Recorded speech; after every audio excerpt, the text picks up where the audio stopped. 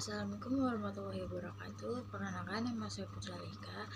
Dari absen 24, saya ingin membacakan tentang biosfer benua Afrika. Pengertian biosfer dilansir di laman Britannis. Dan biosfer ekosistem global yang terdiri dari organisme biotik dan faktor abiotik yang terjadi sumber energi dan nutrisi. Kata biosfer berasal dari bahasa Yunani bios yang berarti kehidupan, dan sphaira yang berarti bentuk bumi. Istilah ini pertama kali digunakan oleh ilmuwan Inggris Australia Audrey West dalam buku 4 jilid yang berjudul The Face of Earth. Jadi sebenarnya biosfer adalah istilah yang mencakup semua ekosistem di bumi yang di dalamnya ada organisme hidup dan unsur-unsur tak hidup seperti sinar matahari dan air. Biosfer mendukung 3 juta hingga 30 juta spesies tumbuhan, hewan, jamur, prokariota bersel tunggal seperti bakteri, dan eukariota bersel tunggal seperti protozoa. Dari jumlah tersebut, sejauh ini hanya sekitar 1,4 juta spesies yang telah diberi nama dan kurang dari 1% yang telah diteliti hubungan ekologisnya dan perannya dalam ekosistem.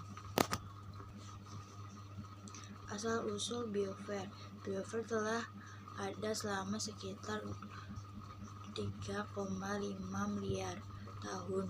Bentuk kehidupan paling awal di biosfer yang disebut prokariota dapat bertahan hidup tanpa oksigen. Dilansirkan dari laman National Geographic, prokariota purba mencakup organisme bersel tunggal seperti bakteri dan arset. Beberapa prokariota mengembangkan proses kimia yang unik yang terkenal sebagai proses fotosintesis. Organisme fotosintetik ini begitu melimpah hingga mengubah biosfer dalam jangka waktu yang lama. Atmosfer menghasilkan campuran oksigen dan gas lain yang dapat menampung kehidupan baru.